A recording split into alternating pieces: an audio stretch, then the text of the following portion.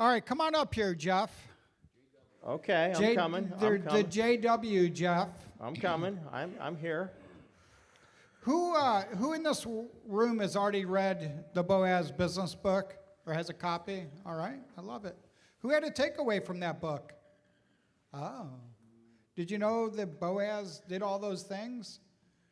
I mean, I've read the book of Ruth before and never really caught those details. How about you, Rebecca? No? And you're a student of the Bible. It's accurate, right?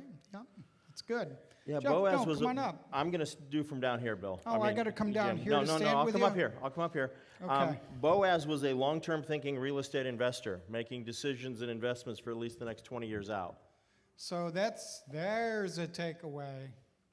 You know, wholesalers are looking in days, hours, and sometimes weeks. Flippers are looking in months. Landlords are looking in decades. Note investors, well, that's a self-limiting asset too. Right. So decades as well, I guess. But So buy and hold people are thinking. you got to think far enough ahead. Yep. And by the way, if you're thinking about really long-term, you got to think about where you're going to be 1,000 years from now, but that's a whole nother discussion. Because we're all going to be somewhere. We're all going to be somewhere. So I'm just going to leave it there. But can somebody get my picture with Jeff real quick? And we'll take this away, because this guy means a lot to me. The feeling is very mutual, Jim. Thank you, Homero. The real deal, Mr. Jeff Watson. How about a loud round of applause?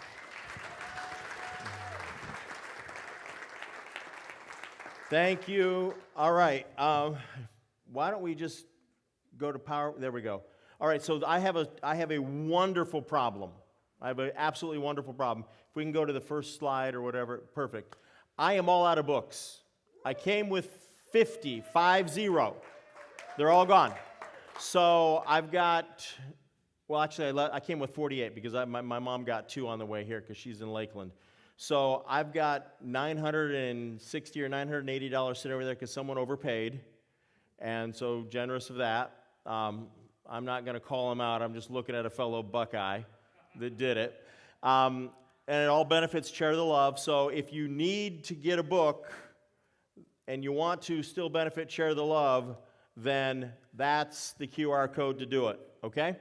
And then I'll have to figure out how to get it autographed for you. Okay. That's that situation. Now, I'll leave the QR code up there for another 3, 4, 5, 6, 7, 6, 5, 4, 3, 2, 1. Okay. All right. Now, the benefits house. We're going to leave that up on the screen for the rest of the time. What I need you to do now is take out your manuals. Turn to page 87, please. Manual, page 87. We're going to start with something that the vast majority of you cannot use, but you need to know about it. Okay? Let me know when you get there. Page 87 of your manual. What you should be looking at is the first page of a multi-page Cognovit promissory note. Most of you don't know what that is. Most of you can't use it because your states don't permit it. Many states east of the Mississippi allow us to use them. They're big in Ohio for commercial real estate deals. They're big in Ohio for commercial deals. Cognovit is how that first word is pronounced. I'll explain what that means in just a minute.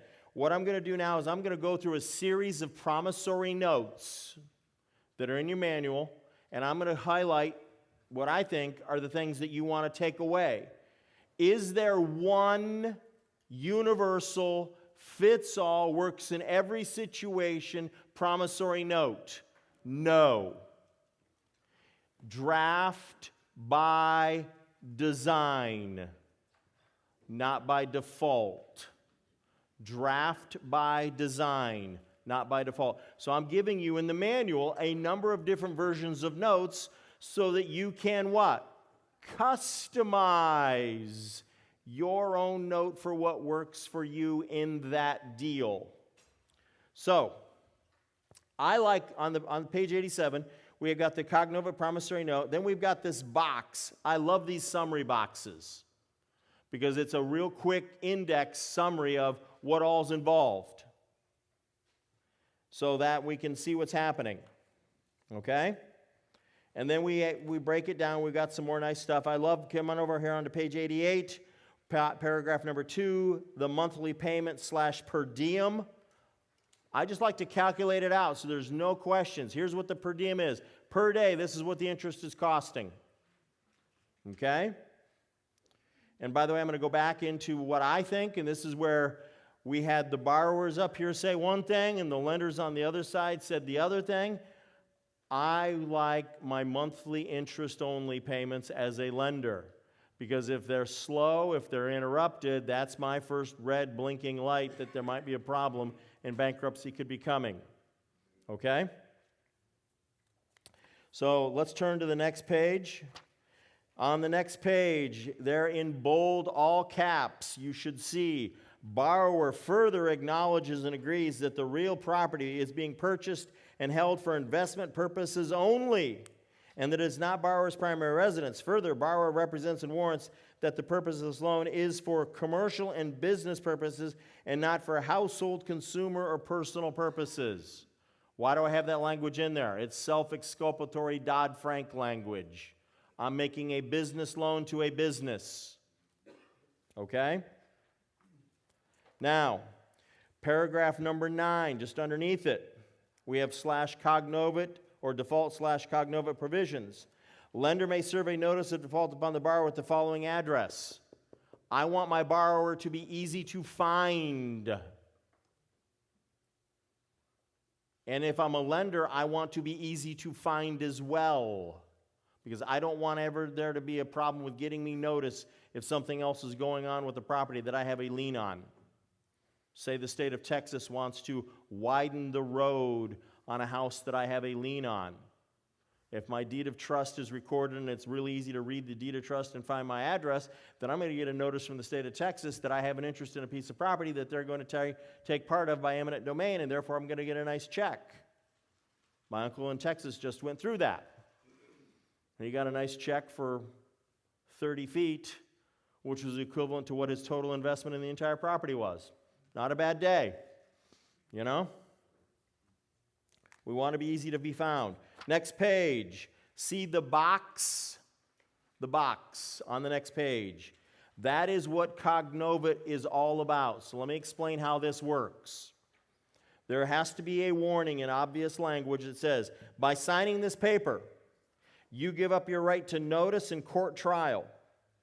If you do not pay on time, a court judgment may be taken against you without your prior knowledge, and the powers of the court can be used to collect from you regardless of any claim you may have against the creditor, whether for returned goods, faulty goods, failure on his part to comply with the agreement, or any other cause.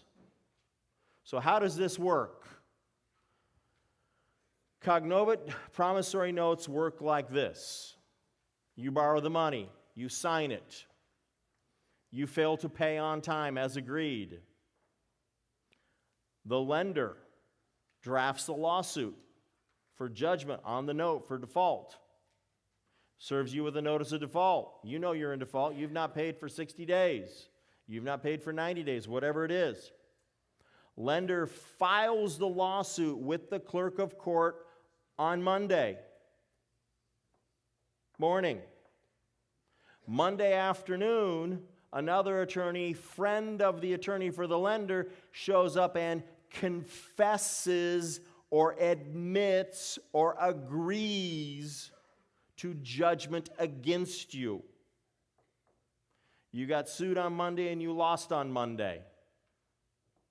On Tuesday, a judgment lien is now recorded against your property.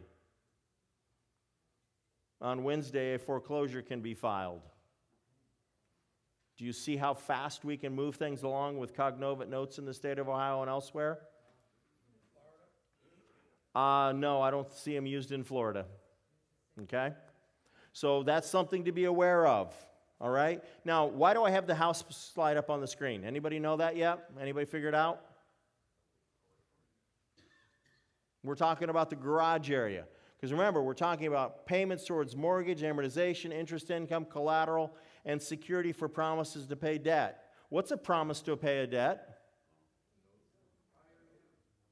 A note, an IOU, anything that's a promise that says, I'm going to pay you. So what's the security for it? The lien against the property. The property serves as the security. So we're over here in the garage section, okay? So get your mind off of the enjoyment section. We're not here to have fun right now, all right? We're here to be over in the garage where work gets done, okay? The ladies are going to be like, Jeff, real work gets done in the laundry room and in the kitchen. And I go, okay, I'm not going to argue. All right. Anyhow. Yeah. I did not use the word women. Do not put me in that category. I said ladies. Turning to the next page, page 92. Page 92, I have a microphone and I'm going to shout down Mr. Cook. This is the typical note that I often start with. What's it say? Commercial promissory note and personal guarantee. So what do we got going on here? We got two things going on. We have a commercial promissory note. That means I'm lending in a business situation. Okay? And then I'm going to have a human being, a carbon-based life form that uses oxygen to guarantee the note. Okay, we'll talk about what these things mean. All right, so on this page 92, we're going to have the dollar amount goes up in the top blank line. Oh, thank you so much. Thank you, thank you, thank you.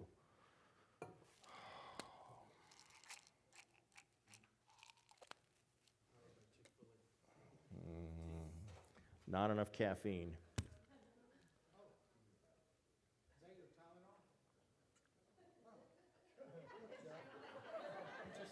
You're enough to get it. All right, so you're good? Advil just went down the hatch, even better. It's ibuprofen. Yeah, it'll work. It'll work. You need a bomb? Thank you. Good? I'm good now. I'll be better in about a half an hour when that really kicks in. Okay, so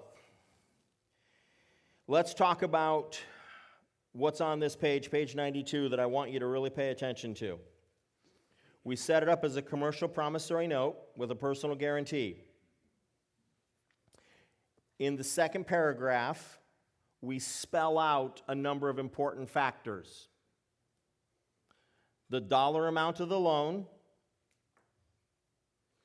the total of the loan, then we add all the interest that's going to accrue and the interest rate. And you notice we're saying per annum simple interest. Keep that in mind. To be paid in monthly installments of blank beginning on blank. So our interest payments are going to start generally 30 days later. Then we have a maturity date. And the maturity date is a specific date and time or when the collateral described below is sold, whichever is sooner. Sometimes I will put in there sold or refinanced, whichever is sooner. 99% of the time, if you're doing a refinance, you're going to get a title search, you're going to find the lien, but there are some people who are suckered into making loans without knowing that. So, anyhow. Principal and interest are payable at the office of the holder or at any other place that the holder may designate in writing. What is a holder?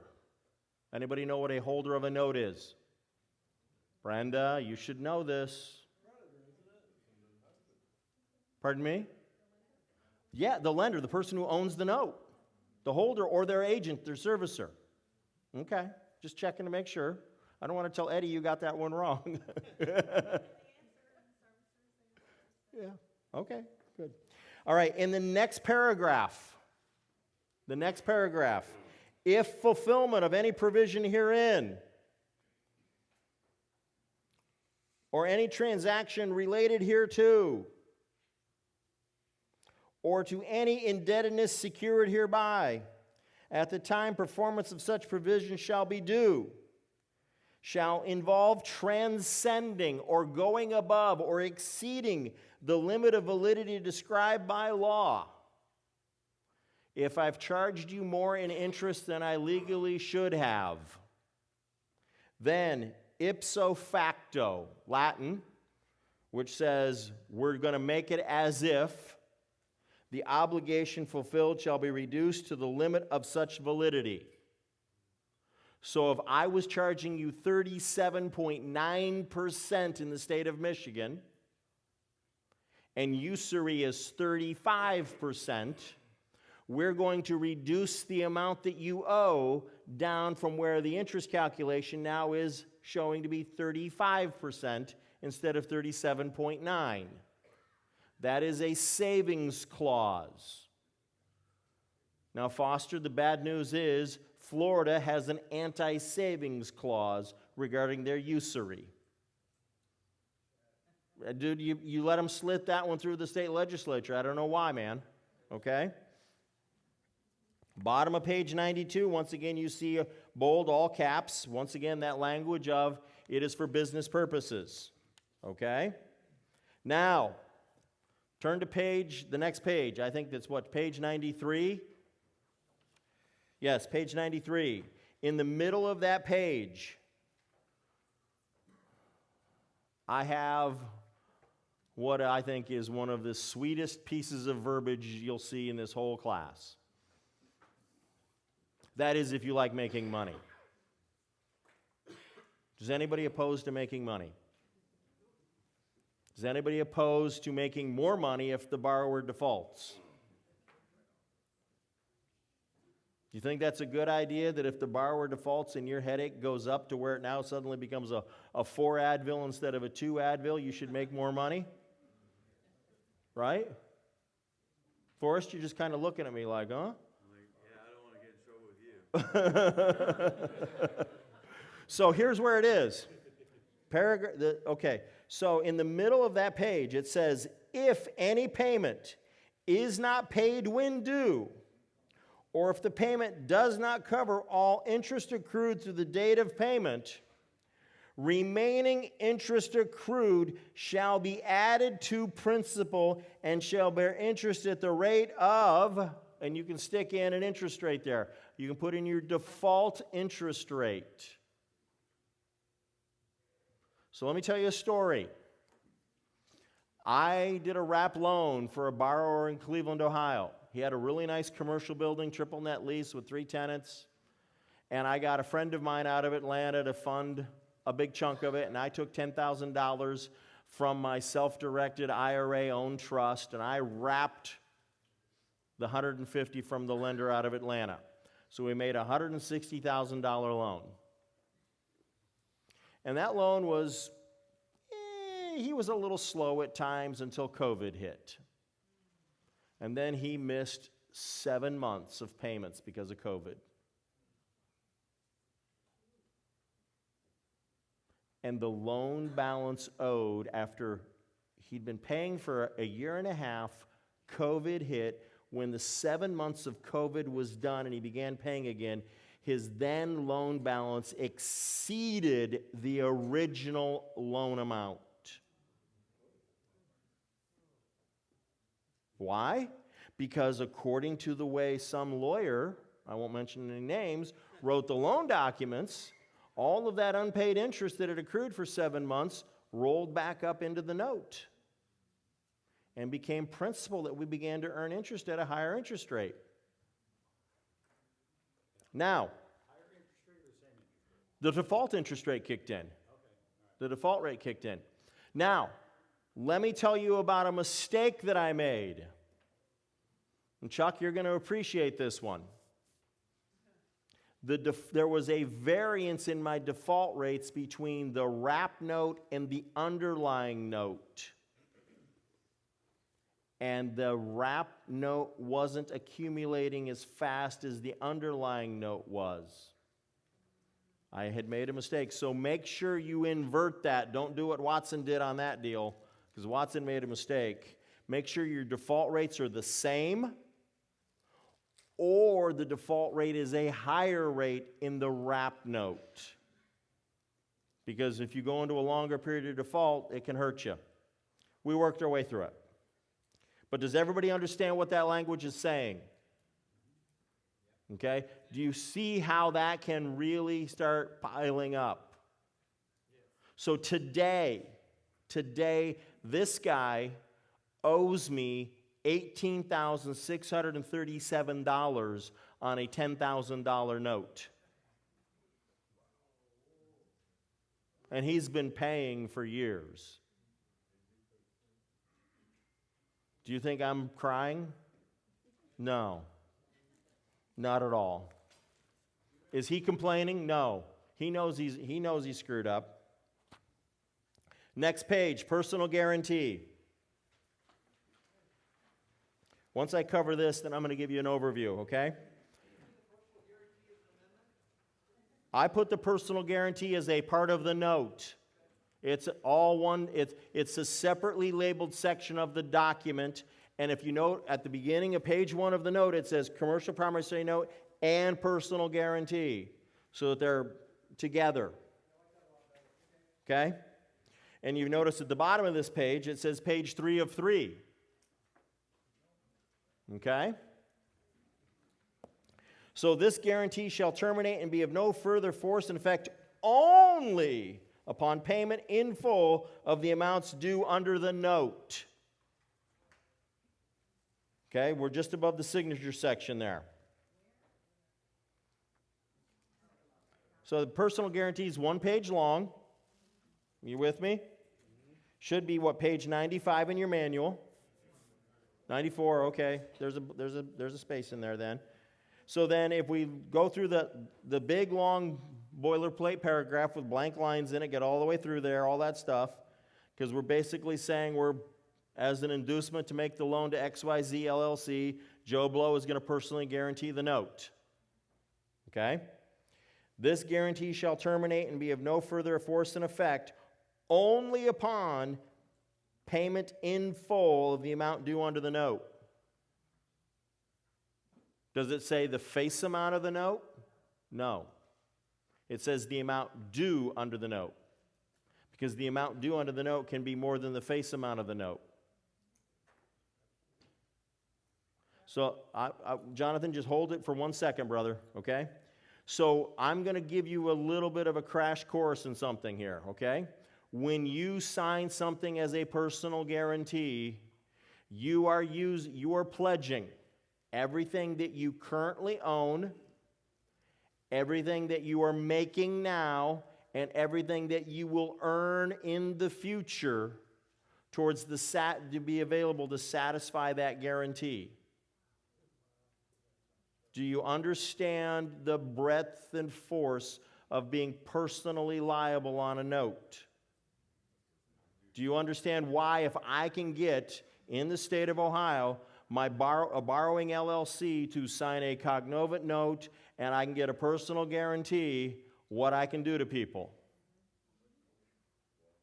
They default and I can own them. Okay? All right. We're going to go to the next one. Jonathan, you had a question. Keep it brief. Very brief, please. I got a lot of material to cover.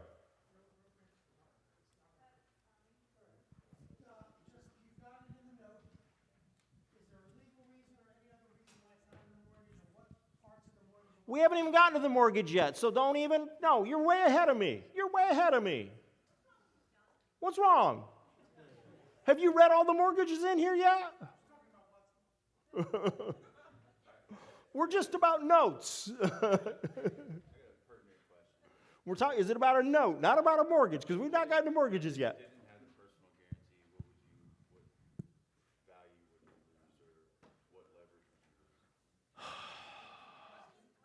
The question is, if I don't have a personal guarantee, what value would I lose? What leverage would I lose? I would lose a lot, because I don't know how well I can come against that LLC, depending upon a number of variables of that LLC. What state is it in? What are my charging order protections or not? What other rights do I have? Do I have any other documents that we'll get into tomorrow? I've got a really powerful document we'll get into tomorrow that may get me around that problem. That's why I want a PG. That's why I want a personal guarantee, because then no one's going to be ducking behind their LLC and hiding behind that shield. Okay? Yep. Oh, hang on, I'm coming. A Michelle. a personal guarantee can be modified, but it has to be by mutual agreement and it has to be in writing. So how many of you guys are using personal guarantees when you're lending? And how many of you are not right now? Okay. My question was just simply, this document would scare me personally to sign, so would I have any leverage or legs to stand on? Do you want my money or not? Yeah, if you don't default, there's no issue. Pay on, Michelle. If you don't, Michelle. honestly, if you don't default, there's no issue. So if you're going to negotiate with me on this, I'm going to go, Michelle, are you planning on defaulting?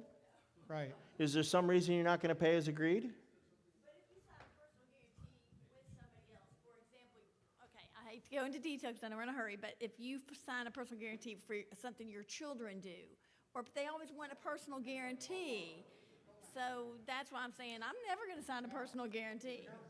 Yeah. If I am not in control, I am not guaranteeing it. So I will never co-sign, I will never PG a thing for my kids. If I do not have what I consider to be sole or equal control in the deal, forget it. Okay? We're on to page 96. Quick question. Does the personal guarantee die with bankruptcy? Yeah. If the guarantor files a Chapter 7 bankruptcy and is discharged, then yes.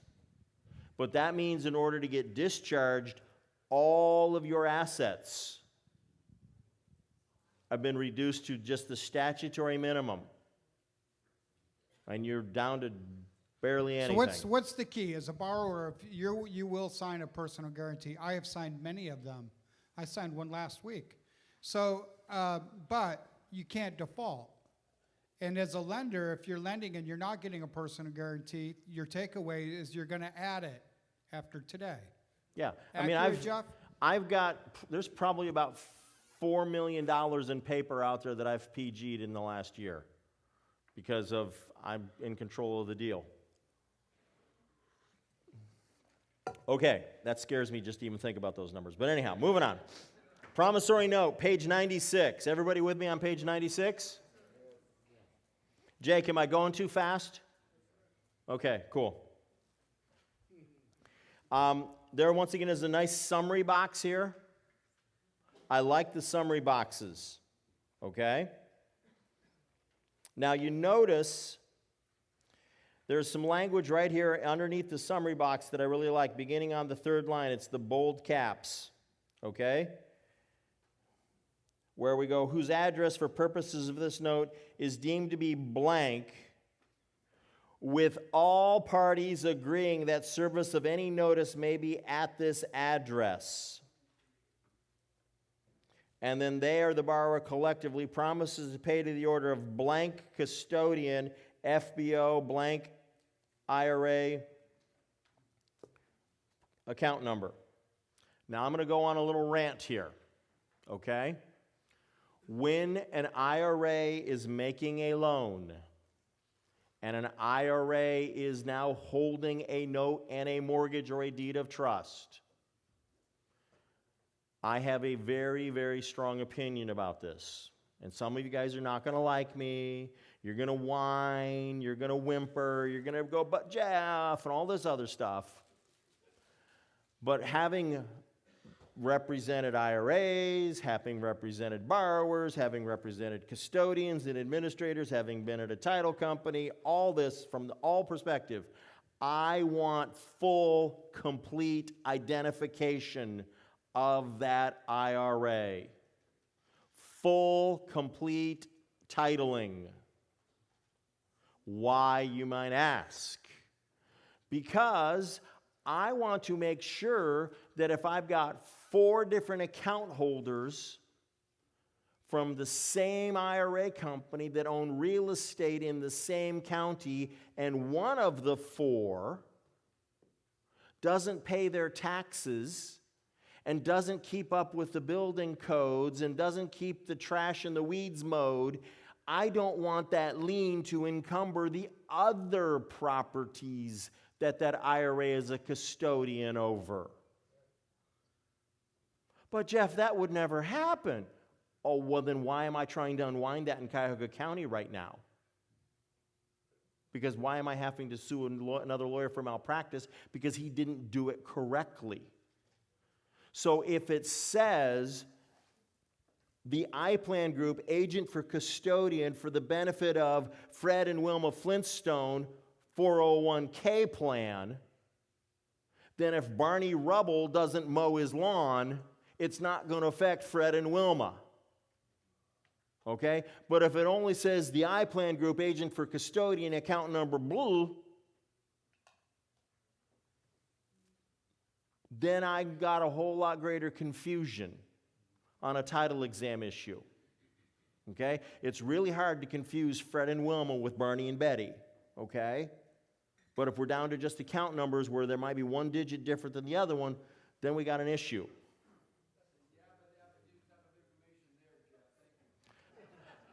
Bill, that's right out of the bedrock trenches, okay? Turning the page.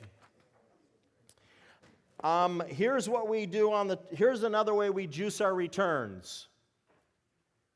Yeah, Michelle's head turned as soon as I said juicing our returns. I got her attention. Okay. The first payment date shall be blank. At closing, interest for a period of time will be collected in advance. We're going to collect interest in advance. What does that do for my rate of return?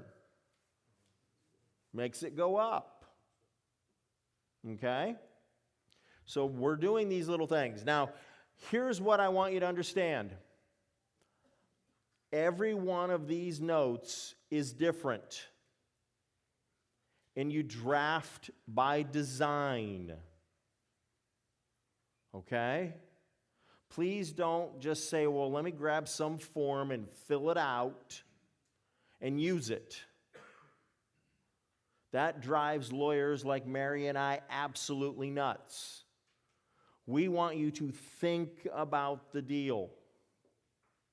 We want you to think about the issues and the collateral and the LTV and what you think is going to be the life cycle of the loan and the strength of the borrower and all those other things.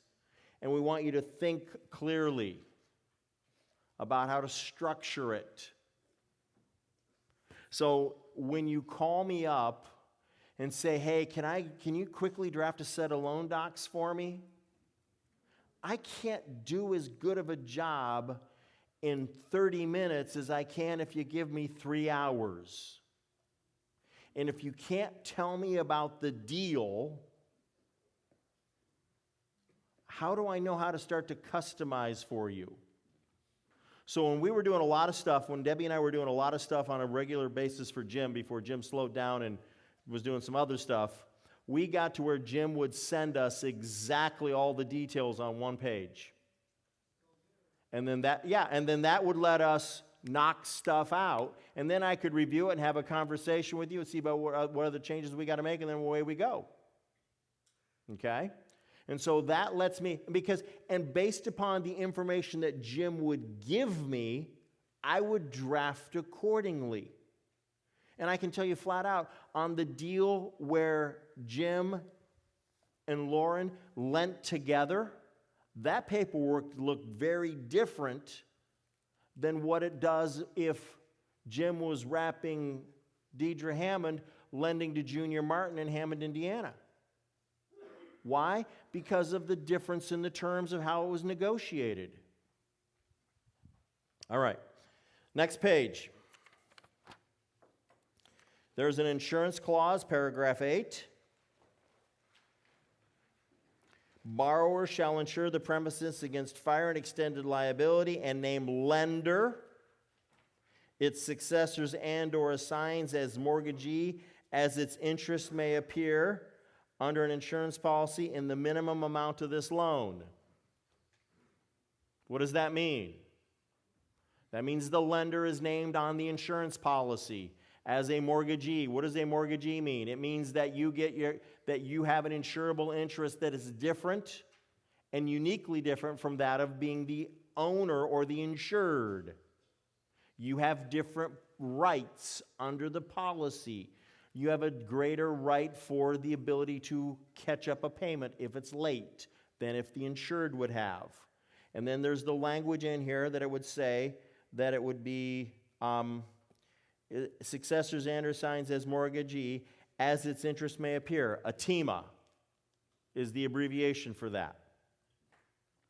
And then the minimum amount of the insurance coverage has got to be, what's the loan amount? So that if the house burns down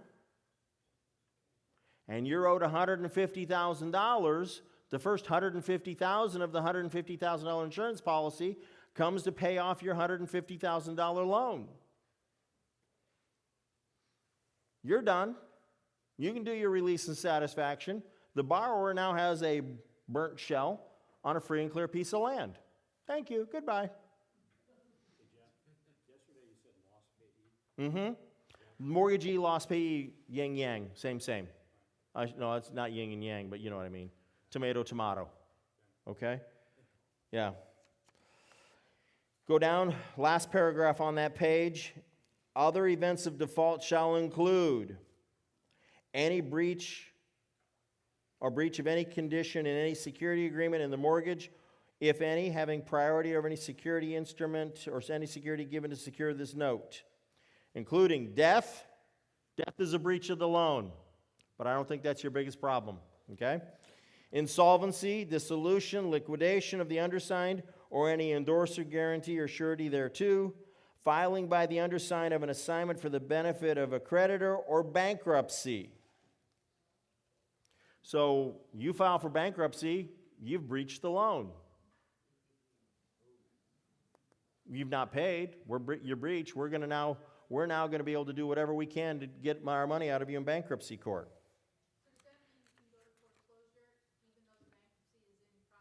That means that you can get a relief of stay of the bankruptcy and move forward with your foreclosure. Yes. That is great question, Kathleen, and just a little more detail on the answer. And you've got to petition the court for that. In order to petition the court for that and get the court to grant it, you've got to show that there is one of two things. There's absolutely no equity in the property because the amount owed exceeds the value of the property, or that taking it to foreclosure is the fastest way of getting the equity available to satisfy other creditors, other secured creditors and unsecured creditors. And the trustees, if that's the only way the trustees are going to get paid, they're going to agree with that. Because remember, the trustee's there to get paid. Oh, did I say that?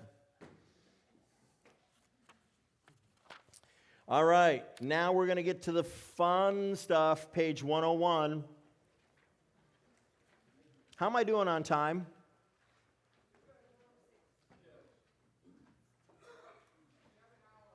I got an hour?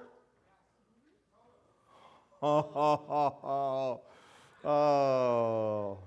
Somebody's starting to get happy because the medicine's kicking in. Yay. Rita said you're down to 50 minutes. But I'm going to give you an Killjoy. hour. So I'm going to give you, I think this stuff's so important. I know it can be a little, I guess, dry. I'm going to go as Don't until we you guys shut me need up. to know what's in these docs? Yeah. So, and here's what I'm going to, Bob, I'm going to come to you and answer your question as soon as I give this little statement, okay? Please do yourself the favor.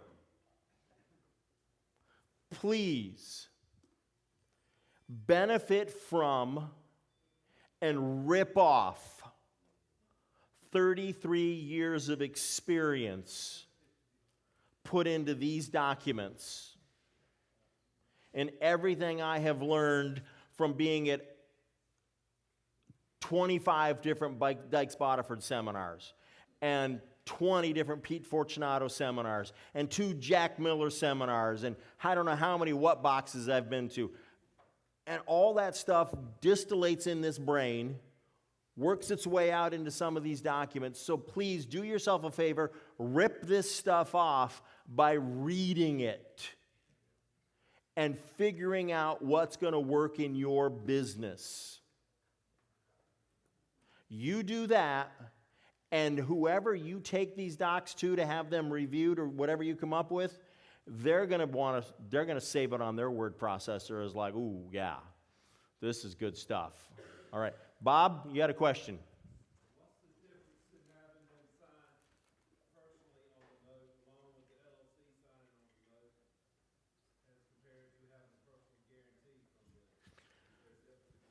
Hang on. Yes, Did you hear him okay, Jeff? I did. Okay. So the Repeat question the is, question. Go ahead. You want him to repeat it? Go ahead. yeah, it's his question. Let him say it again. What is the difference from having the borrower sign both on behalf of the LLC and personally on the note as compared to having them sign the personal guarantee form? Okay, It's a good question. it's a very good question. And I'm going to answer the question as if we were not using a cognovit promissory note, because most states don't have it. I feel like I got a little bit of a ring, so I'm going to move back. It's going to depend upon, the difference is going to control the languaging that the attorney uses in the lawsuit. If they've both signed as borrowers, then I'm going to name them both as borrowers. And all my accusations are going to be against them as borrowers. If only one signed as a borrower, all my accusations regarding default and breach and all that stuff is going to be against the borrower. And then I'm going to have a separate set of claims against the guarantor saying, hey, this person guarantees to make up whatever the borrower doesn't pay. That's the difference. So either way, I still get to the same result. It's just I got to use different words. If I have them both, if they're both signed as borrowers, then I can pursue jointly and severally against the entity and the human being when I get the one judgment. If one signs as a borrower and then the human being signs as a guarantor, then once I've exhausted against the entity, then I can have free rein to go after the guarantor. Understand all that? That was an advanced law degree answer. All right, Dr. White. Hang on. We got a mic coming to you. And people, if you don't use his, Paul White. if you do not use it, if you do not ask him about his software for tracking loans, and you've got more than one loan in your portfolio, you be stupid. Thank you. Thank you. So in the example you gave for the default of the guy for 7 months not paying, what's the difference between a default and a late payment? And then does the default rate then apply to the entire balance of the loan or just to the amount in default? Okay, so a late payment is not a default because they paid within the month it was due, and they just get hit with a late penalty. They just get hit with a late payment fee, which is like, in that loan, it's like $140, okay? If it goes to the next month, that's a default because now they're more than 30 days late, and then the interest rate goes up to the default interest rate on the entire balance currently owed. And the entire balance currently owed now includes all of the unpaid interest from that month where they didn't pay in time. And it gets to, if it only happens for 1 month, it's not bad. If it happens for 2 months, it's ugly. But beyond three and beyond, it is brutal. It is brutal. And it all comes, and my whole response in that situation was, I knew I had a strong LTV on a good commercial property in a thriving area of an enterprise corridor in Cleveland, Ohio, where the federal government and the city and state have spent billions of dollars in an enterprise zone. So I was not sweating it. Hang on, Bill. What paragraph, Bill? The one where, as far as the interest rate really kicks up. So you had that paragraph in there, but is that from a lender's point of view, is that a must? Is that a must or a may? The lender has the right to forbear, but is not committed to forbear, and giving them a break once doesn't prevent them from ever enforcing it again. It's like you got a kid that didn't obey the first time, and you'll warn him, you do it again, you're going to get smacked. Or, yeah, 1, 2. It's kind of like that, okay? Sometimes borrowers need to be parented, okay? All right. Yes, sir. Wait for the, and then then we're gonna have to keep moving because otherwise we're gonna spend all the time. Yeah, we got to keep going. We're Yeah. down to, who had their hand up? Because I mean, I'm right. All the way up here. All right. I'm right up here on one of the Jay- sugar sticks of the whole presentation. You're down to 36 minutes. I'm just kidding. If a borrower is married, should we always include the spouse in the loans? If the borrower is married, that means you're lending to a human being, a carbon-based life form, and they're married, Yeah.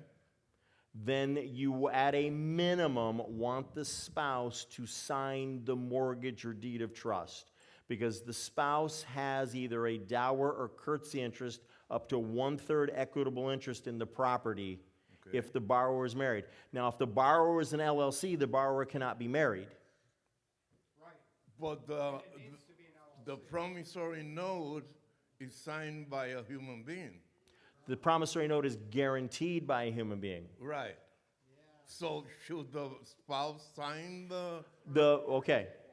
So if a person is only signing as a guarantor, you do not have to get their spouse on it. Okay. If you're lending to, well, I'm just going to pick on them, Jim and Cheryl Ingersoll, because Jim and Cheryl own the house in their personal name, because they forgot to put it into a trust, and they forgot to set Oh, up an no. LLC.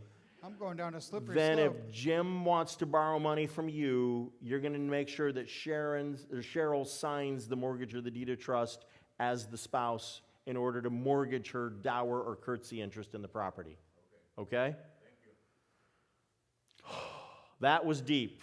And I know if you're watching on Zoom, you're like, what in the world is Watson talking about?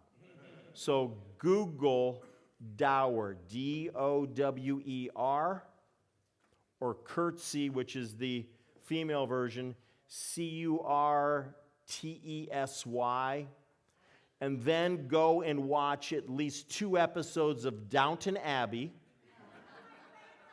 because the Dowager Countess, did you catch that?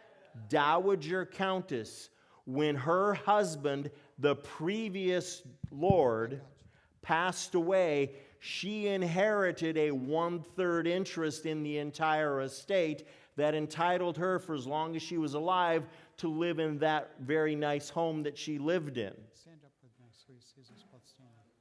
So you can And we watch the show, we love the show, and we don't understand the mechanics of how all that happened, but that's how it happened. Okay. One last question, Jeff. Hang on. Thank you.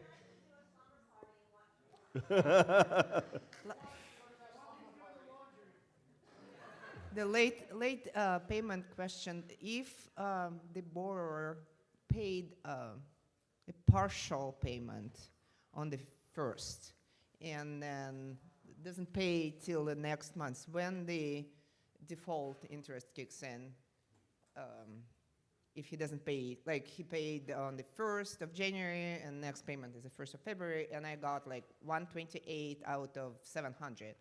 So what happens on February 1st? So the payment that is made, according to how the note should be written, is applied first to any fees that are owed, so have any fees been incurred, any other charges, then interest, and then to principal.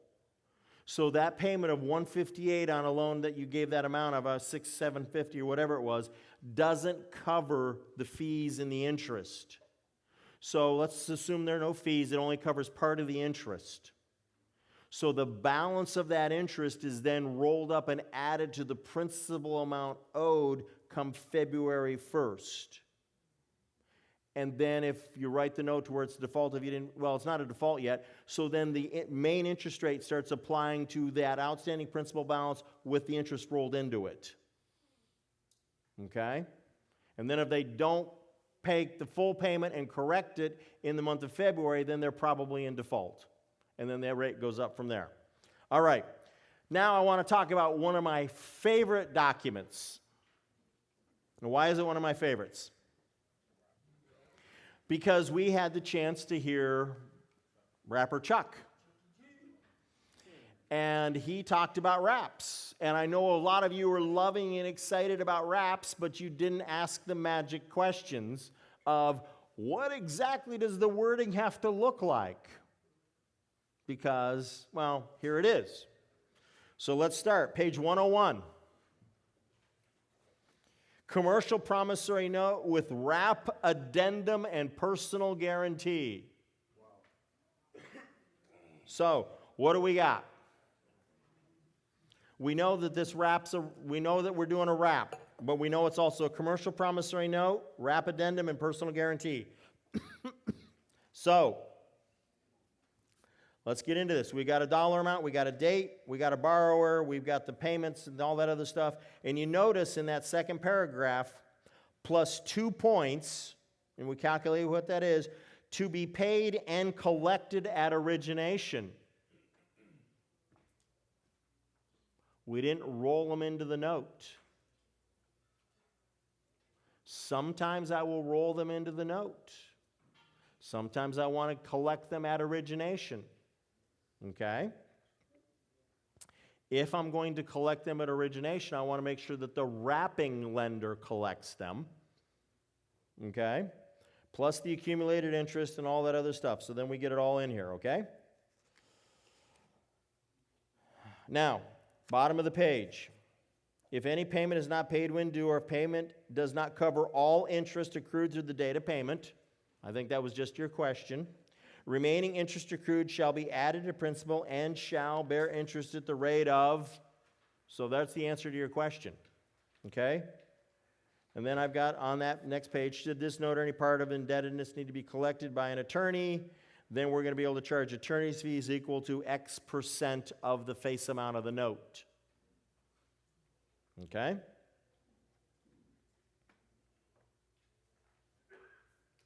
And you notice X% of the aggregate amount due, and then we have a word. What's that next word?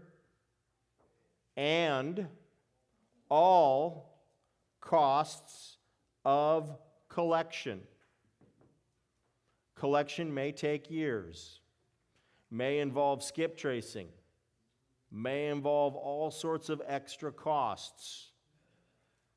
Guess what? We just keep adding it to what's owed. Okay? Now, turn to the next page. So at the bottom of the page, it should say page 3 or 4. Now, this is how I do my wraps. Is this the only way to do it? No. But this is how I do it. Addendum to the note between blank and blank. Dated blank. So addendum to the note between the lender and the borrower on the date. So that I make sure it doesn't get separated, even though it says page 3 or 4 at the bottom. I don't want an argument over, well, it's page 3 of this 4-page set, not this 4-page set. Right, Mary? We've seen this crap. Okay. So payee herein. Who's the payee herein? No. The lender. Payee herein, by acceptance of this note, acknowledges his duty. So Chuck the wrapper, by acceptance of this note, acknowledges his duty to the payor, the borrower, herein, to pay any obligation that may be owed, which is evidenced by a note of even date, so same day, given in favor of the other lender in the amount of the wrapped amount loan, where we have a dollar amount and an interest rate. Payee specifically agrees that in the event said obligation becomes in default while the payor is not in default under this note herein, then payor herein shall have the right to pay whatever sum is required to remedy such default, and such sum expended shall be credited against installments due hereunder as they mature. So what does that mean? That means that in exchange for doing the wrap note, Chuck is saying, I agree that out of the payment that I get in my wrap note of a $2,000 payment in, I've got to make the underlying payment of $1,500. I get to keep the $5. I got to hand off the $15. Now, Chuck would never do this, but if Chuck collected all $2,000 and didn't pay the $15 to the underlying, and the borrower finds out about it because the underlying lender gets upset, then the borrower can make up the payments and reduce what they owe Chuck as a result. Okay? That's what that says. So it's very simple wording when you break it down and identify what's going on. So this language works when Al lends $150 and Chuck wraps it with $50 to a $200,000 loan to Tom Nardone. Tom makes the payment to Chuck of $2,000 on the $200,000 note. Chuck takes in the $2,000 and hands Al the $1,500. That's what the paperwork says. That's what Chuck talked about today. Do you see it? Are the light bulbs flickering? Are they on, or are they like? I'm getting Who's got a question? Who's got a question on how wraps? It goes back to the fundamental principle of how a wrap works, doesn't it? This is how I document two loans being made at the same time. Right. Okay, let's be clear about two So loans Jeff, being made at who's the in same time. first? Who's in second position here? We get to that. We're coming up. I'm jumping ahead. We identify it by inference in this paragraph on page 3 of 4, that if I'm going to accept a payment on the $200,000 note, I've got to satisfy the payment owed on the $150,000 note. So that tells me that the $150,000 note by inference is superior to the $200,000 face amount note. The co-lender, the underlying is in first position. Right. It's important to know that if you're wrapping. And believe me, we make sure we spell that out in multiple places on the deeds and Joe, you're so lending on. a lot, but these wraps can be a little complicated. Go ahead. What's your question? All right. When you roll in the points into the loan, are you charging interest on those points? Okay, Good question. you're half right. In fact, you're more than half right. So, I do not have slides as good as Bill Cook on this. But let's just do a little exercise. A $100,000 loan with 3 points that you roll the points into the loan. What's the loan amount? No. So what is it? What is it, Bob? Correct. We're creating another $92.78 out of thin air that we're charging interest on by rolling the points into the loan. Bill's got much better slides to explain this than what I can do, okay? Well, he's the guy that taught us all to do this. Yeah. I mean, and by the way, Dorsey is an absolute sweetheart. I sent her a text of Chuck's slide today, and she responded back. I'm sure she did to you too, because I saw you taking a picture. Dorsey learned from Dykes, and I could never understand wraps until Dorsey taught it. We were on a Captains of the Deal cruise. She's running through a slide deck. I finally saw a picture and a graph that made sense. I leaned over to Dykes and I said, "She's brilliant. Thank you. I finally understand this stuff." And he looked at me like, boy, it took you long enough.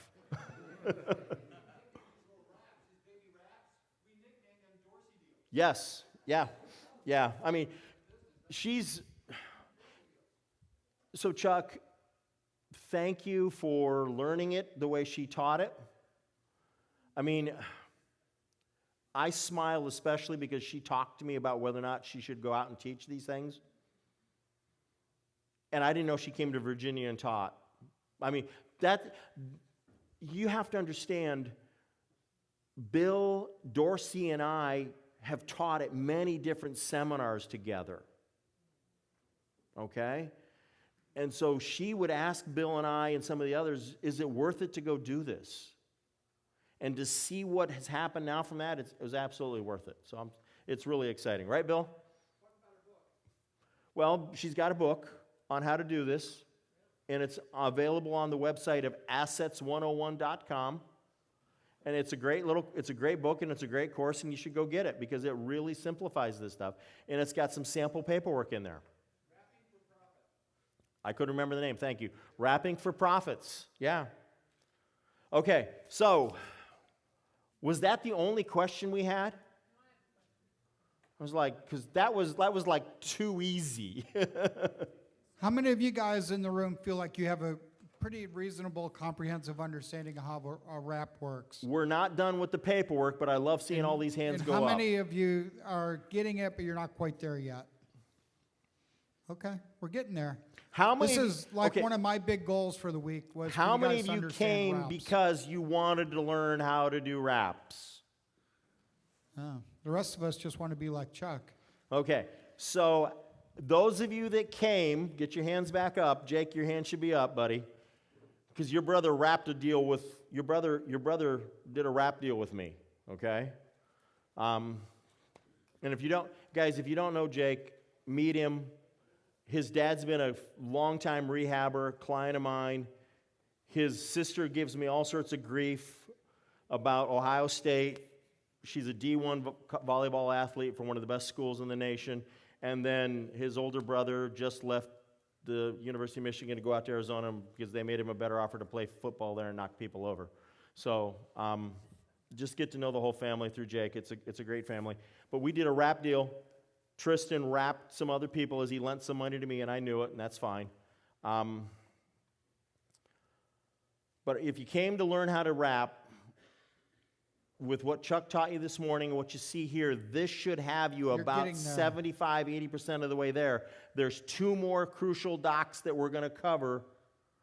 Hopefully some maybe today, but we're definitely going to nail them tomorrow. That should let the whole picture now come in place. Now, speaking of pictures, did you guys enjoy the egg pictures this morning? Did that help? That's the best visual representation I've seen of a wrap, Jeff. Do you agree? I agree.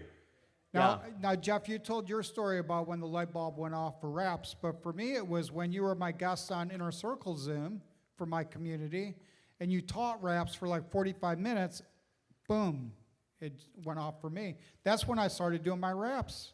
I taught you what Dorsey taught me. Well, yeah. And Dorsey taught me what Dykes had taught her. Let's just call it what it is. Good. Yeah. All right. Wraps are like the options of lending because they're leveraged so highly. Thank you, Bill. I just came up with that. Yeah. It's true, though. They're high leverage. Okay, now I'm lost.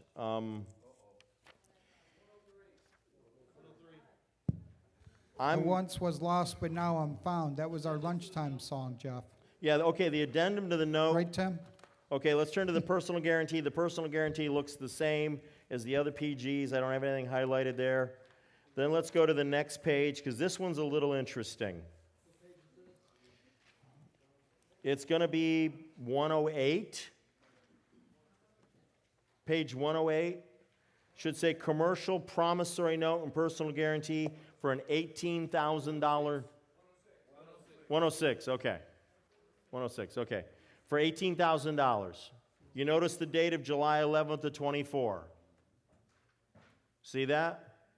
So I did a deal back in July of of last year where a Quest HSA account and a couple of equity trust accounts all came together and lent $18,000.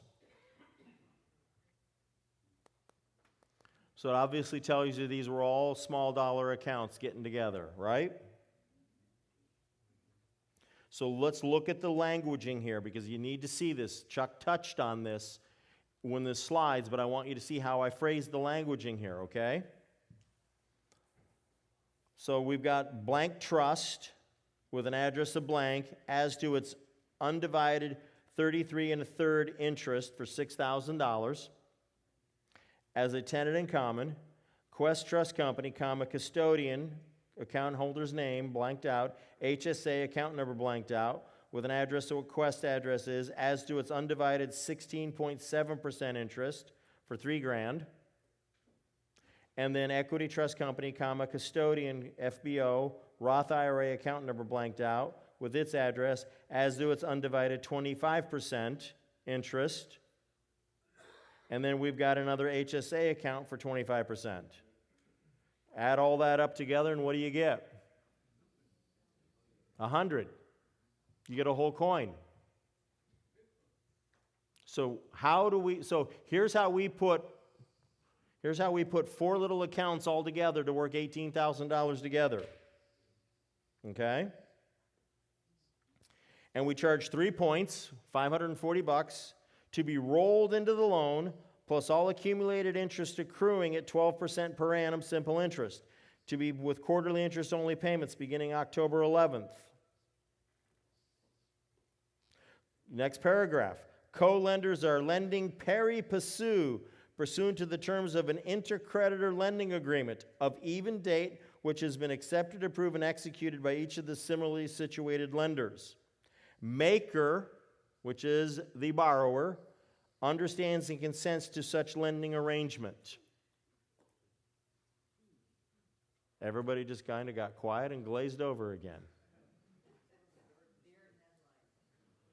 So what we did here is 4 little self-directed accounts all came together, because one of these is a trust owned by a self-directed account, and it just didn't have any money left in it because it already had it all out working.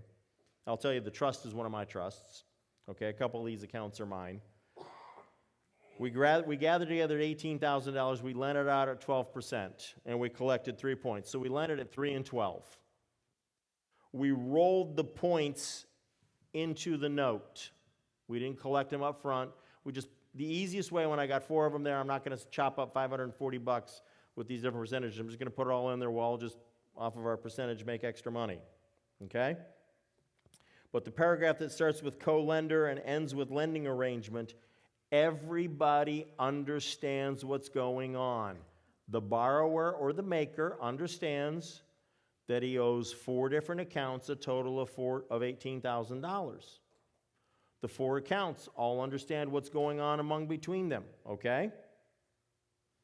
All right, we got a question all the way in the back. What happens in a situation if the borrower, only pays back, let's say he sold a small amount, but he sold the property for $16,000. What happens then? Say it again. What happens, I know it's a small dollar amount, but what happens if he sold the property for $16,000 at a loss? What would happen? You have 4 different accounts. Do you all need to get together? What's the process there? Great question. Great question. And whether it's $16,000 or $160,000, the same principle would apply. All 4 lenders would have to agree to execute the release and satisfaction on what would be essentially a short sale. If any one of the 4 didn't agree, in violation of the terms of the intercreditor agreement, no deal, no dice. You can't get a release, you can't sell. But if they all agree, then they all know they're taking the clip based upon their percentage of ownership. And so the intercreditor agreement is designed to keep everybody on the same page.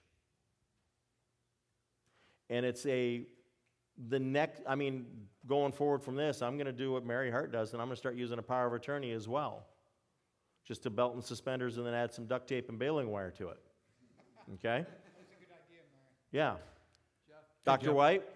I noticed that I've seen you in previous notes do this, but when you roll the points into it, you usually put that amount up in the loan amount and then which includes 3 points. And Right. is that- I didn't in this one for whatever reason. I don't remember. I don't Go remember. ahead, Bill.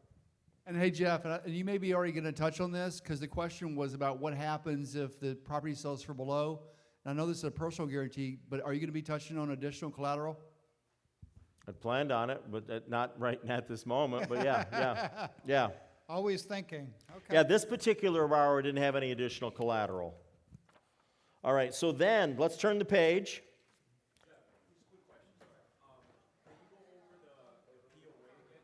Just a second. Oh, Joe. Yeah, no one ever says, Jeff, I got a really long, complicated question. They Joe always asks say it's very, a quick Very question. intense questions. All right. He's a thinker. If you could just go over that POA scenario, the one that Mary Okay. went over yesterday. It's her idea. So I It's don't feel a like- Mary idea. It's her idea. It's a good one, though. It is a great idea. So what the idea that I understand it, and she can clarify me or correct me if I'm wrong, is that she has the other co-lenders sign a limited durable power of attorney authorizing her to make decisions on their behalf relative to this loan in the event of late payments, default, collections, foreclosure, insurance, non-payment, things like that. Did I get that right? Yes. Okay. Thank you. And just remember, they want me to do that. They Yeah. don't want Right. it. If they stop wanting That can include the payoff as well. If they want to take it, yeah. And you know what? If you don't agree with what I'm doing, here, have it back. Have fun. More power to you. Enjoy. A lot of co-lenders have never even done a payoff, so keep that in mind. Boy, is that ever the truth. You know, my assistant, Debbie, just the other day, she said to me, why are we doing all this stuff for everybody? And she then started to repeat back one of my favorite little rants in the self-directed space. How many of you have a self-directed retirement account? How many of you understand that the self in your self-directed IRA account is you?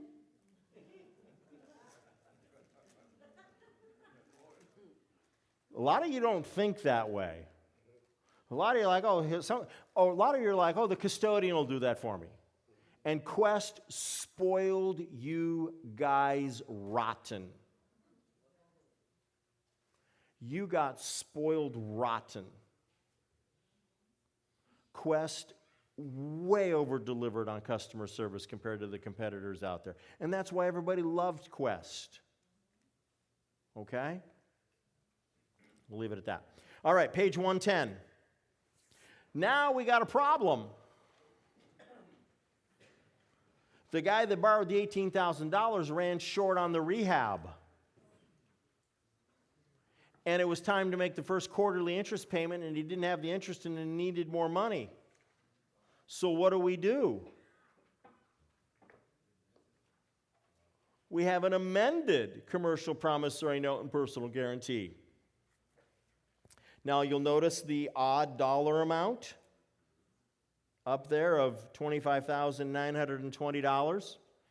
And you'll notice the 3 points are now $777.60. And so if we take the points and the accrued interest and we add those together with the original loan amount and the extra amount, now we're at the $25,920. And so then we just brought in somebody else who kicked in a little bit more money. And so then we had to adjust everybody's ratios because another party showed up, so we brought in a fifth lender and blah, blah, blah. So that's how we solved that little problem. So it's, how we took care of this. So it's a sample amended small dollar loan. Now you're going to be like, will this only work for small dollars? No. This will work for small, medium, and large dollars if there's equity there to back it up. Now, you're going to say, well, Jeff, it's a $26,000 loan rounding up. What's the collateral worth? $60,000. Am I okay? I think I am okay. I'm below 50%. I should be fine. Any questions about any of that? I should have known.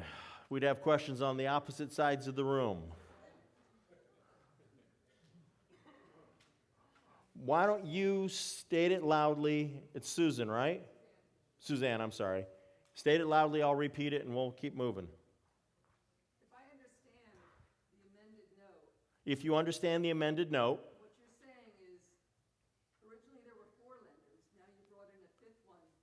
originally there were 4 lenders, and we brought in a 5th one, yes. But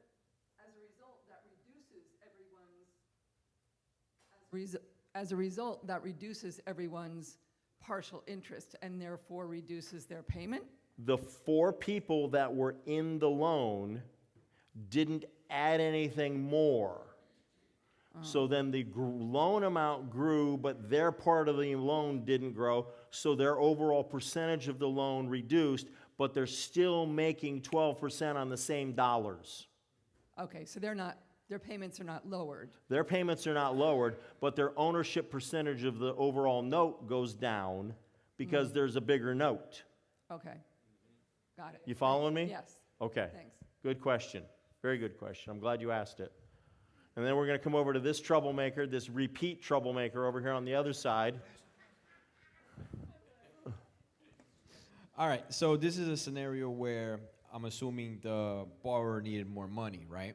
Yes. So you amended this to add more to the note. Would you also be open to just doing a secondary, like a second position, just to add more to it? Or you would just amend the whole note?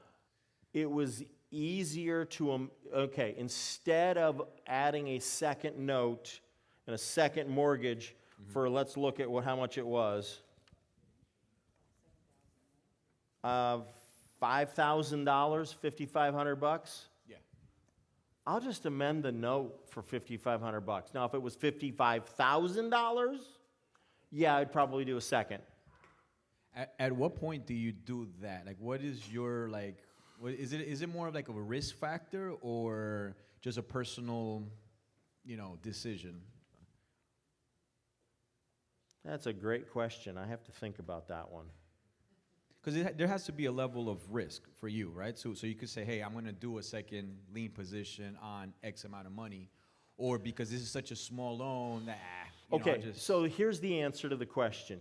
Is by adding another $5,000 to the total loan amount, did I imperil or harm the 4 previous existing lenders? No. So if I get to a point where the loan amount, the increase in the loan amount being sought would begin to harm them, then I'm going to force the new amount to be in a second lien position so that the original 4 people aren't impaired, aren't weakened. Does that make sense? Absolutely. Now, where do I draw the line? I don't know. It's going to be a combination of how much money all the lenders, right? It's a combination of how much money are we talking about? What do the 4 original lenders think? How much equity do we have? What's the LTV? What's the overall thing look like? There's a whole lot of things to be discussed, okay?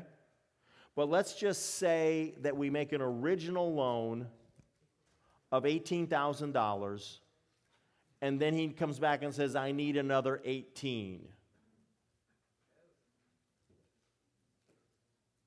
I'm going to be like, A, I may not do it, but B, if the equity's there, then I'm going to put the other 18 as in a second. So it's like a refi? No, it's not a refi, because a refi means I'm recasting or changing the first. Okay? In this instance, I'm not. And remember, I did this 3 months into the deal. And I took the interest that was owed and I rolled it into the loan. That first part of the first interest payment that was due, he didn't want to pay it when he was borrowing more money from me, so I just rolled it into the note. Okay? Go over to Bill. Oh, I'm right here. And then we'll go to Bill. All right. Jeff, did you also modify the mortgage with this or just the note?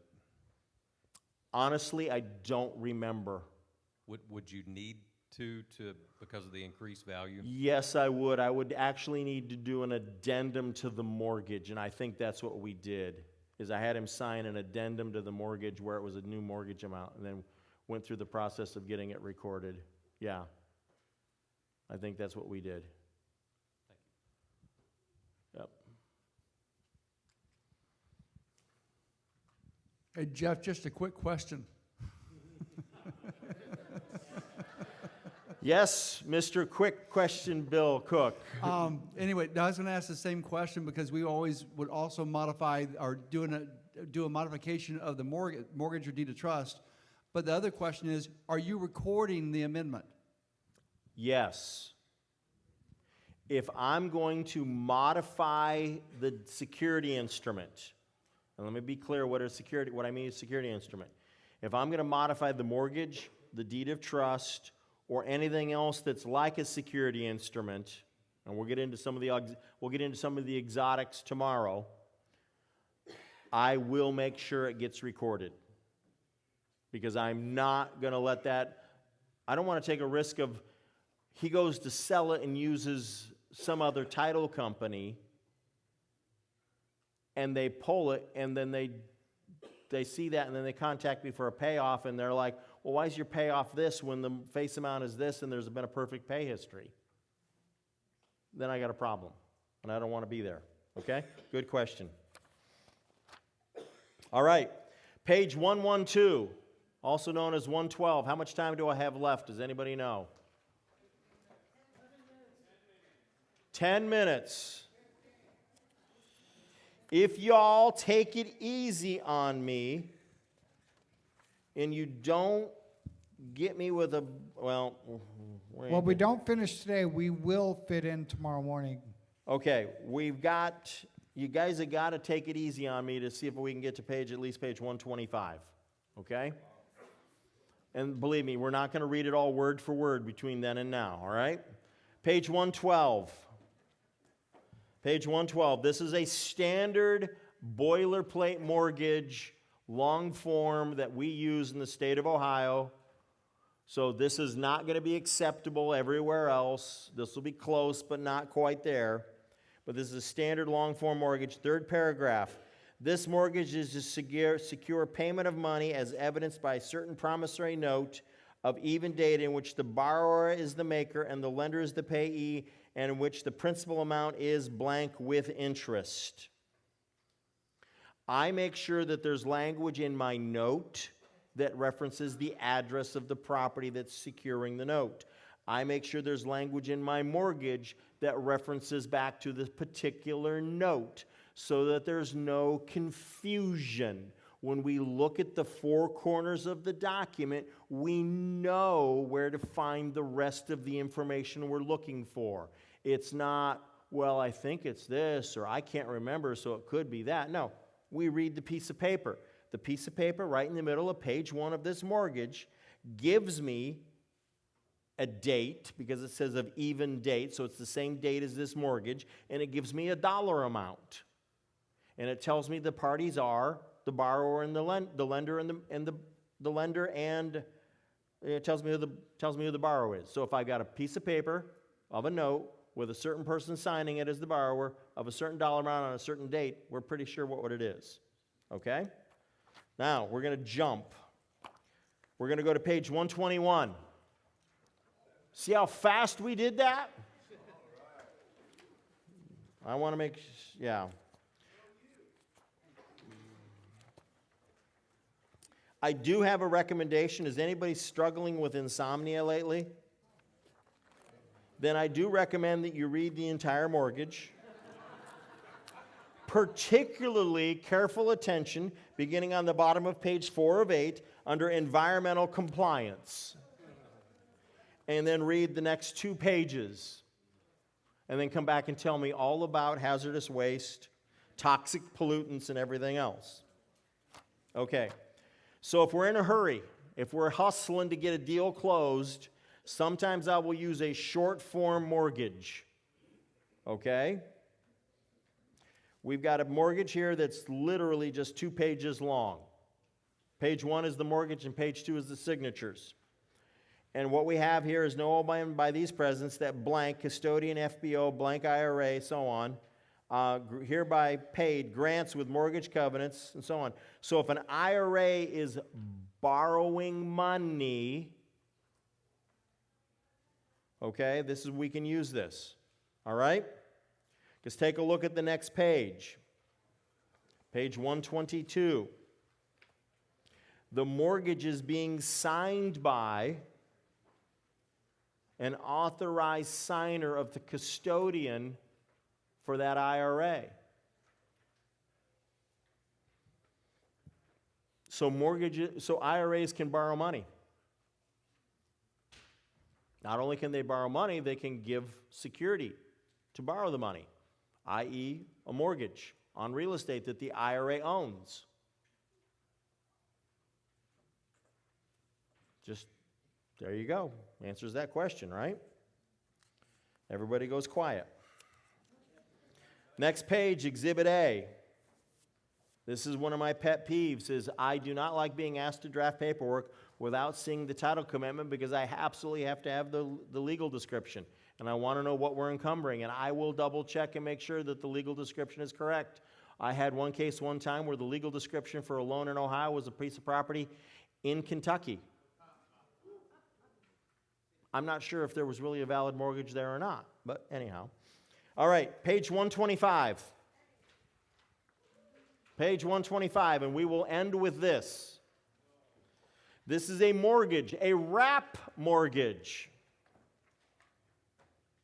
Okay? Here's what you need to see. Middle paragraph.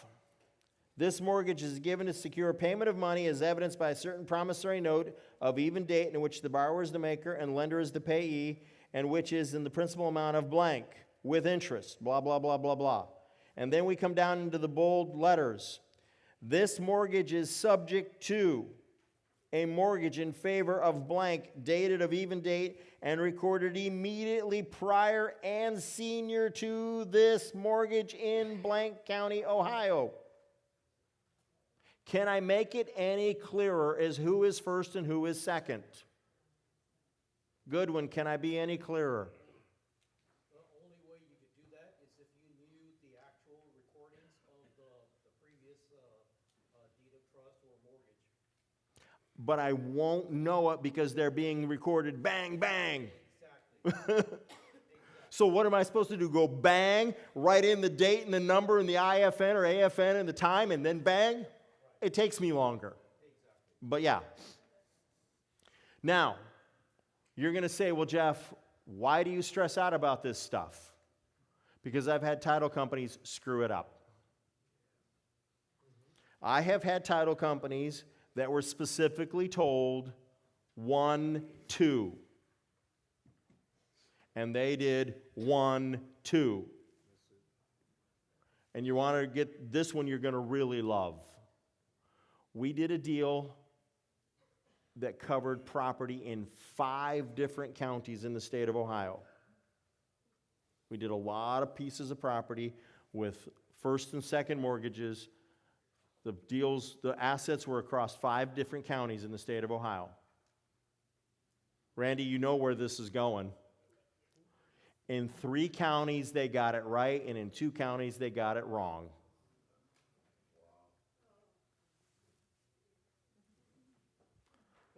I don't ask me to explain, but in 3 counties, they got the order correct, and in 2, they got them reversed. I can't explain it. Okay. But do we see the important language in that mortgage regarding the wrap? This is key because what does it say? It says who's first and who's second.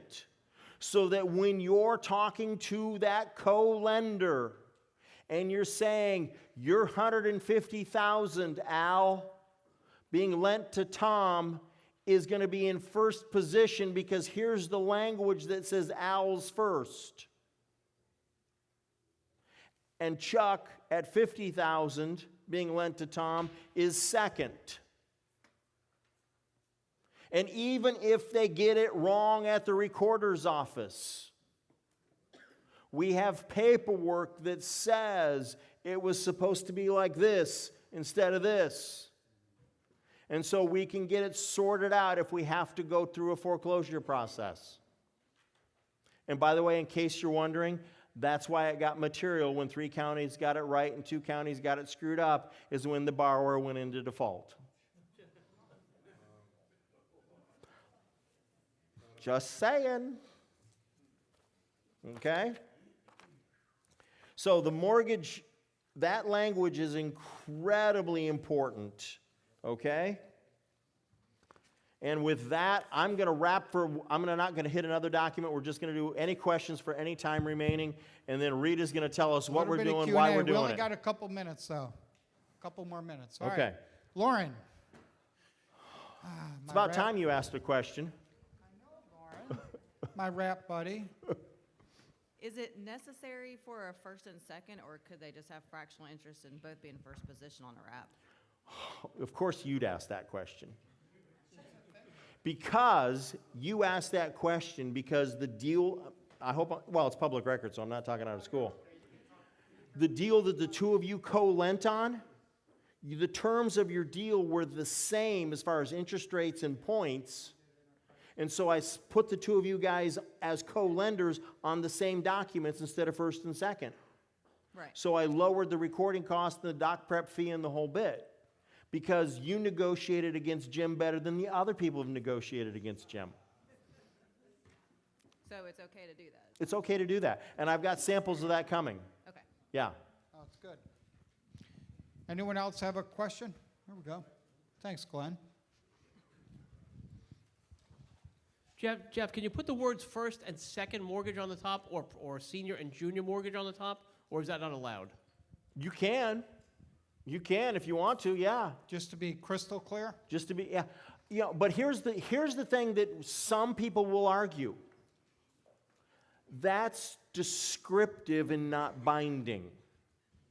So that's why I put it right in the center of page 1 of the document. So that somebody else can't argue, oh, well, that's just descriptive language rather than binding language. You know how, you remember what Jeff said about rational? And lawyers can come up with all sorts of arguments and excuses? Yeah, that's what we're looking at.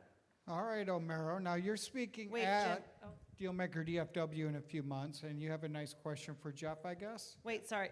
Okay. One back here lined up. Oh, okay. Well, I didn't know we were running too much. Okay.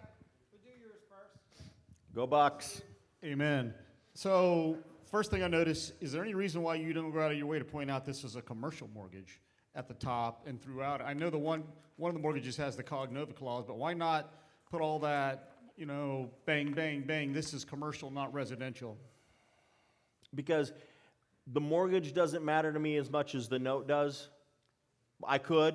You can do that. That's fine. But who sees that are the bureaucrats and the people that are up to possible trouble. I'm just pointing out. Yeah, I mean, you could do it. There's no reason why you won't. Because remember, these are just a starting point for you to craft your own stuff. Fair enough.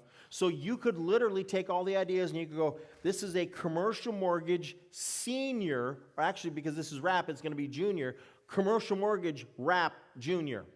All right, second question is, so in this particular case, on this deal, there's only one mortgage being recorded, or there's two? There are 2 mortgages being recorded. This one is being recorded second. So there are 2 actual mortgages being executed and recorded. Because there are 2 different lenders with 2 different promissory notes, with 2 different interest rates, with 2 different default rates being protected by 2 different mortgages. So your borrower's closing costs will be a little higher if you do a wrap. Correct. Is that fair? That is fair. Can it be done in one doc if you wanted to? No. Too hard? It can't be done in one doc, no. Okay.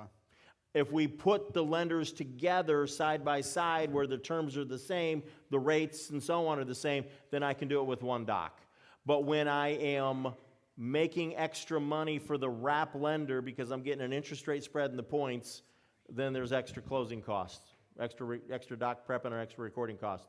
It goes to Homero next. Sorry, buddy. No problem. Yeah. Quick question on, the custodian signing, or I was recently signing a note with the lounge with Quest,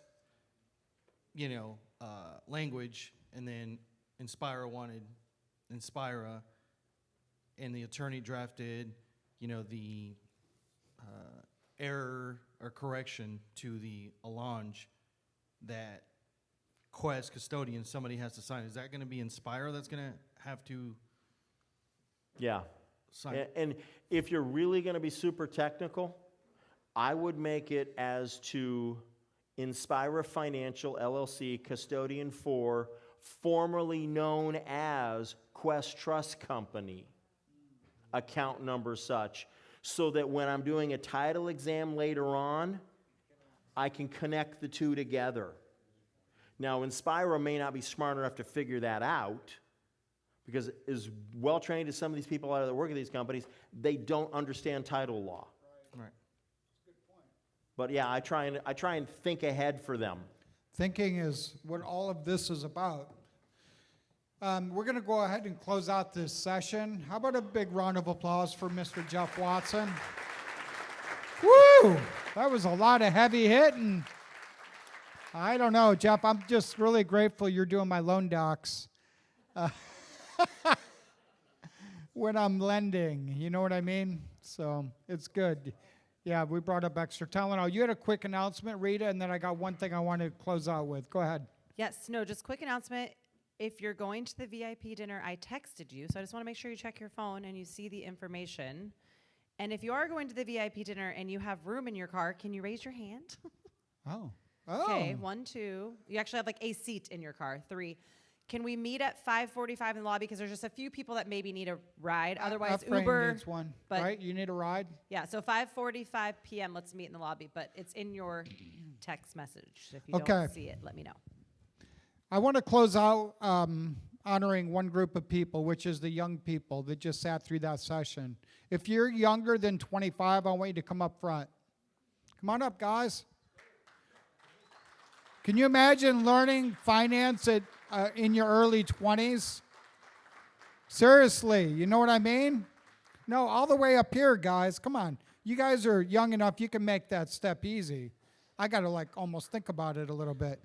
I want you to introduce yourself. I want you to get used to it at a young age, being on stage with a microphone and learning to introduce yourselves. Would you do that for me today? Tell us your name, where you're from, what you do, and why you're here. Thanks, Jim. It's great to be in this room with all these really smart people. Thanks to Chuck, my dad, other people. Just really happy to be here. Daniel Bennett from Richmond, student at Virginia Tech. Once again, go Hokies. I know we got Buckeyes in here. But I'm senior at Virginia Tech, studying actually real estate development and finance. And I actually love just talking about even the documents and such. It's interesting, because if you can protect your money, that's a big deal. So that is interesting. And yeah, just happy to be here. So What are you going thanks. to do after you graduate? What's your plan here? Hoping to go into analyst roles in mortgage banking, development firms. CoStar type thing for a little while? Not CoStar, but Berkadia, CBRE, JLL, if you know somebody. So yeah. And then soon on your own. That's right. On my own at the same time. Hoping to be a private lender at the same time. Oh, okay. All right. Good. All right, here we go. Jacob? My name is Jacob Bounds. I'm from Palm Beach Gardens, Florida, originally from Maryland. And I'm just here to learn, trying to make my first deal. I'm currently a student at Florida Atlantic University. I'm a freshman. What's the nickname for the Florida Atlantic? They're the Owls. Go Owls. Yeah, go Owls. All right. Woo! So, yeah. Like it. And what are you going to do? What's your plan for your next few years? I'm looking to find some property to hold and rent. So, yeah. I like it. If anybody in Florida has something, let me know. I love it. Go Owls. All right. Hey all, my name's Noah Lankeet. I'm from Holland, Michigan, and right now I'm just trying to make connections and learn. It's a lot to take in. I appreciate my grandpa. You can see him in the back there. He's the one kind of pushing me into this stuff. like a good grandpa. Oh yeah. And you're working on like some projects though. Tell us. A few, yeah. So How old are you? I'm 18. I'll be turning 19 in April. But I've been monkeying with a few mobile homes. I have for the past 2 years. I'd want to say around 5. But this past year, 2024, I ended up buying my first property. What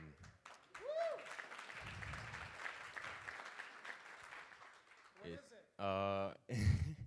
So it's a barn dominium. So it's half barn, half apartment. It's on 3 acres in my hometown in Holland, or Saugatuck, close to Holland.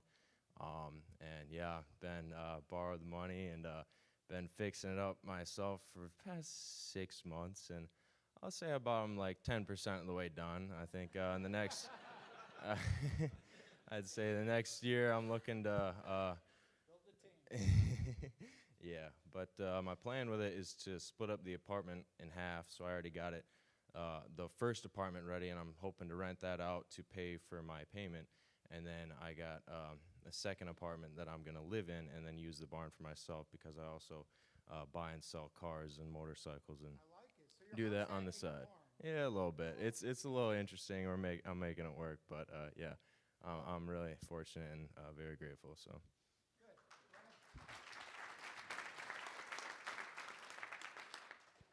All right. Hello, I'm Gabe Gonzalez, and I'm cousins with this guy, and we kind of do about the same thing, I would say. We start with mopeds, and we went to cars, and then mobile homes. And let's hope it goes a little bit better or more. It's going pretty good right now, but yeah. Very good. I got one last question for you guys. What is it you need? Like, what is it if you could learn something or meet one person here this week that would really help you project the next few years of your life? Do you know what that looks like and could articulate it? Anyone? Yeah, sure. Okay. I would say the thing I need most would be just experience, somebody to learn from and kind of show me the way.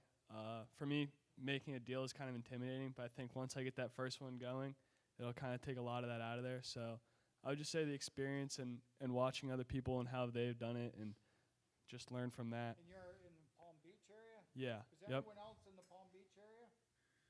Or do you know somebody you can connect them with? Okay, I love it. That's a great answer. Anybody?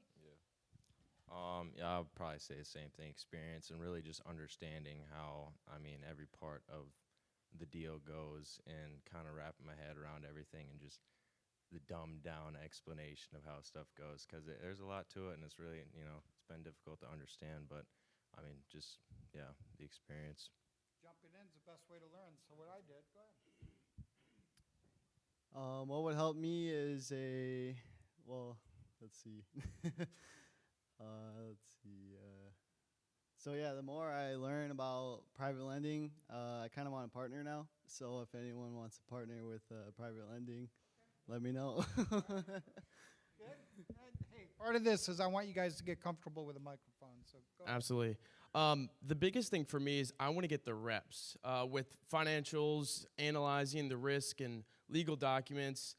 Just anybody that will give me the chance to get experience by just learning and getting the reps of reading the documents, looking at the financials, and you get a second set of eyes on your documents, your financials, and someone to talk about these deals with. So All right, if love it. you want to give me that experience. All right. Thank you guys so much. I love having you guys here. Thank you. Okay, find somebody to go to dinner with tonight. Have a deep conversation about real estate. Remember last night in the lobby, it went to 1 a.m.? I think it's going to be going late tonight again, I'm thinking. But that won't be me. I'll be in bed. So you guys have a great night. Eat some dinner. Have a great time. And talk real estate all night if you want. I'll see you back here at 8 a.m. tomorrow morning.